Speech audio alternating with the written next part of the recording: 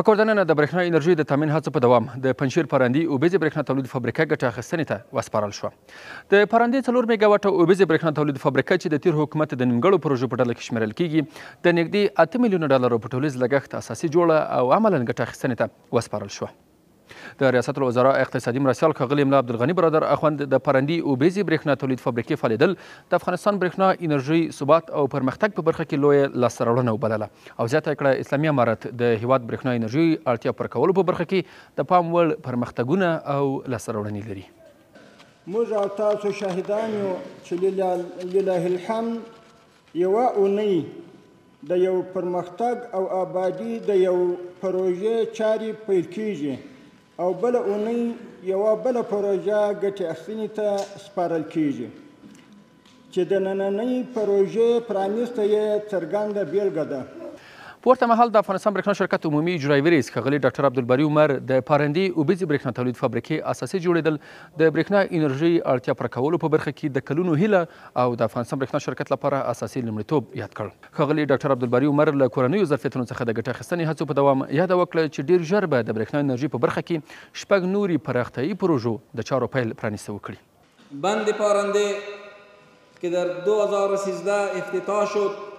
در اثر فساد سنگین که در آن وقت وجود داشت و میلیون ها دلار پول در اینجا مصرف شدن اما به نتیجه به امارت اسلامی افغانستان به میراث مانده بود. وقتی که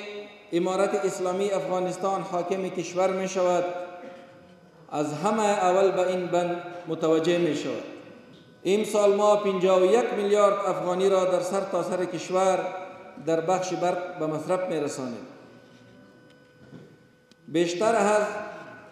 1200 میگاوات قراردادهای تولیدات داخلی را ما امضا کردیم. در آینده نزدیک انشالله از افتتاح آغاز کار 6 پروژه بزرگ تولیدی در ولایات این کشور ما شما انشالله شاهد خواهیم بودیم. د هیواد د چارو ادارې مرستیال مولوي سیف الدین طایب د پارندي اوبیزې برېښنا تولید فابریکې ګټه اخیستنه د افغانستان برېښنا شرکت د هڅو پایله او د برېښنا په ډګر کې د ځان بسیاینې یو بل قدم یاد کړ. ښاغلي نایب پکوردننه د ځان بسیاینې هڅې د ولس څرګند حق وبلو او ځینو هیوادونو ته په اشارې یې زیاته کړه چې اسلامي امارت د اقتصاد محوره سیاست په درلودلو سره هیچ چاته په تیر نن او سبا کې د ضرر رسولو اراده نه لري. با وصفی که امارت اسلامی افغانستان یک تعاملات بهتری با کشورهای منطقه و فرامنطقه دارد، هیچ نوع یک سیاست خصمانه ای را ایجاد نکرده که کشورهای منطقه یا فرامنطقه از او حراسی داشته باشند. یک سیاست اقتصاد محور، یک سیاست نرم انتخاب و اتخاذ کردن، یک موقف خاصی که با هیچ کشوری ما نه در زمان فعلی نه در آینده نزدیک و آینده بعید ضرر ما به هیچ کس نمیرسد. د پنجشیر والي ښاغلي حافظ محمد آغا حکیم د پارندي اوبیزې برېښنا تولید فابریکه په ځانګړي ډول د پنجشیر ولسونو د اساسي هیلو برخه یاده کړه او زیاته کړه چې په تیر کې د اسلامي امارت مسؤلینو د اشغال پر وړاندې سینه سپر کړې وه او نن بیا د هیواد د آبادۍ په برخه کې د ولس هیلې په واقعیت بدلوي. امروز اونو رهبرایی که در خط مقدم جهاد و مبارزه اینها رهبری مجاهدین را می کردند امروز در خط مقدم آبادی و عمران و ترقی و وزیر بناهای امارت اسلامی افغانستان رهبری ملت خود را می کنند.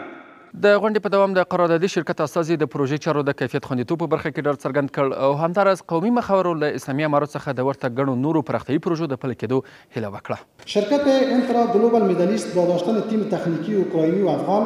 و رهبری هوشمندانه توانسته است پروژه یاد شده را با کیفیت بلند تکنیکی مطابق استانداردهای بین‌المللی تکمیل نماید. پروژه نیمکاره در ولایت پنجشیر از دوران حکومت جمهوری زیاد نیمکاره مانده. جناب محترم مولوی صاحب میخوایم که دوام